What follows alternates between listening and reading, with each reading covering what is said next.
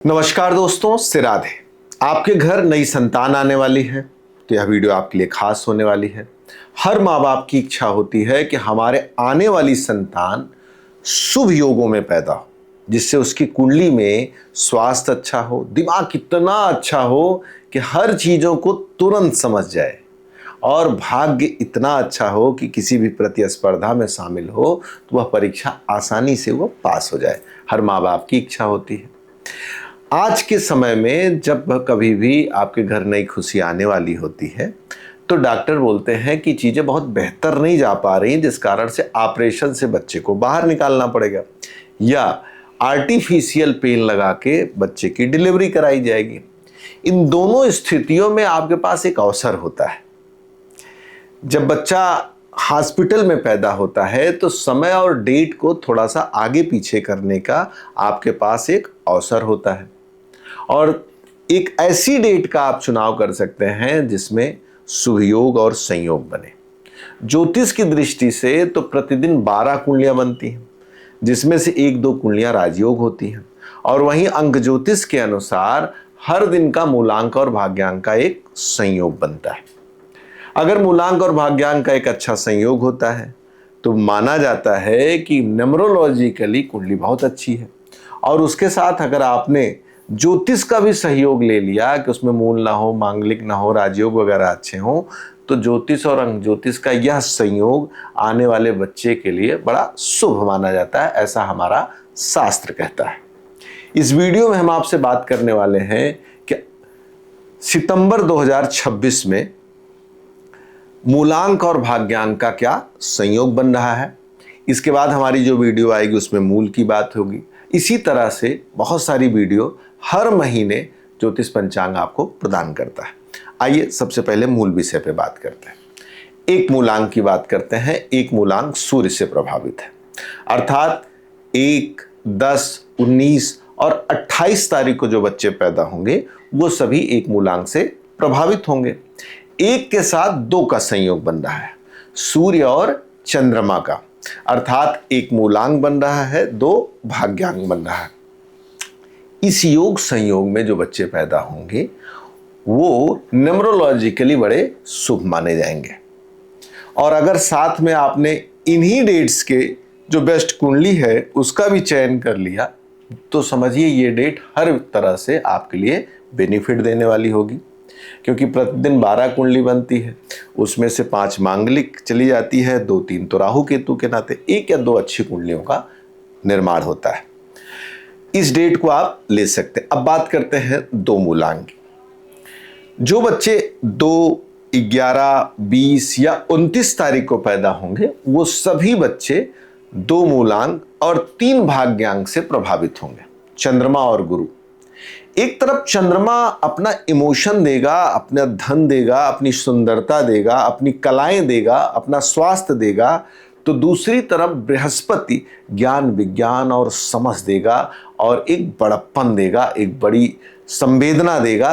कुल मिला जुला के यह डेट आप स्वीकार सकते हैं।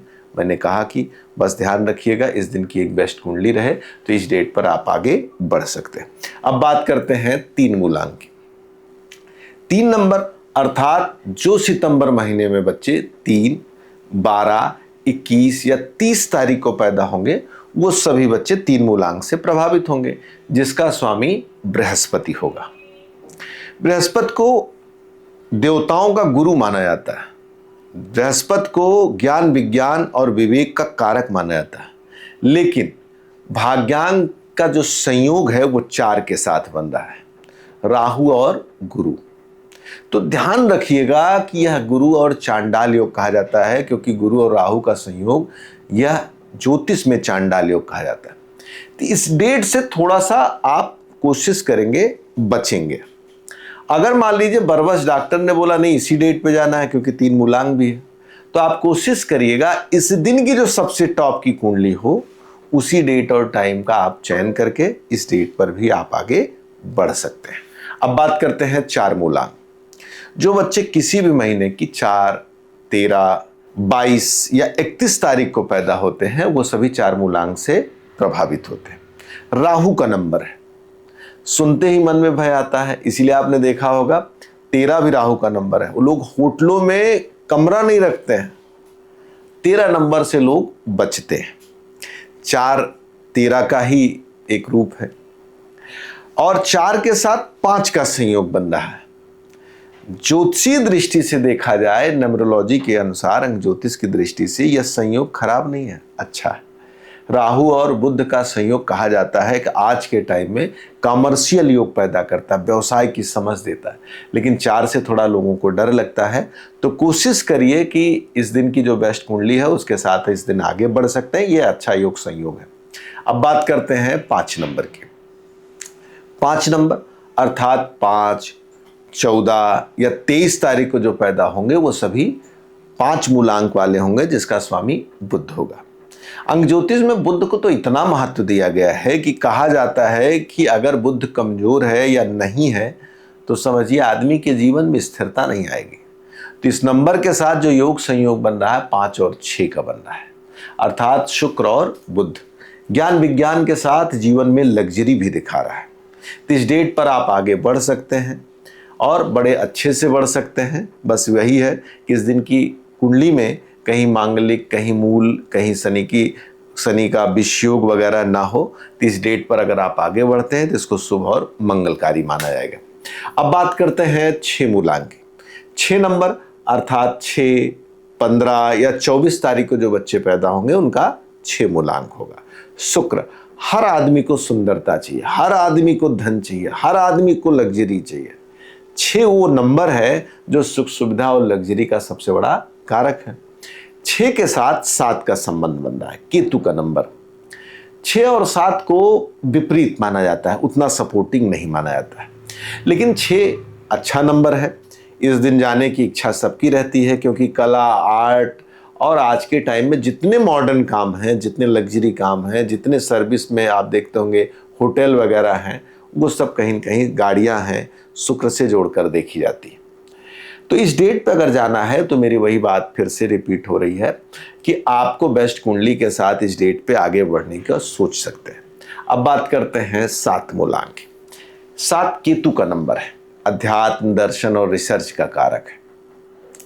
7 नंबर के साथ अगर संयोग देखा जाए तो 8 का बन रहा है। जो बच्चे किसी भी महीने की 7, 16 या 25 तारीख को पैदा होते हैं वो 7 से प्रभावित होते हैं। सितंबर में भी जो बच्चे इन डेटों पे पैदा होंगे वो सभी 7 से प्रभावित होंगे। 7 और 8 का संयोग बन रहा है, केतु और शनि।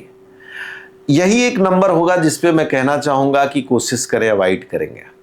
लेकिन अगर डॉक्टर बरबस बोल रहे हैं नहीं इसी डेट पे जाना है, इसी पे होगा, तो प्लीज इस दिन की जो सबसे अच्छी कुंडली हो जिसमें राहु, केतु, शनि का निगेटिव प्रभाव ना हो, उस टाइम पे जाइएगा। नहीं तो बच्चे को लगेगा सारी समस्या मेरी ही कुंडली में ला के रख दिया गया।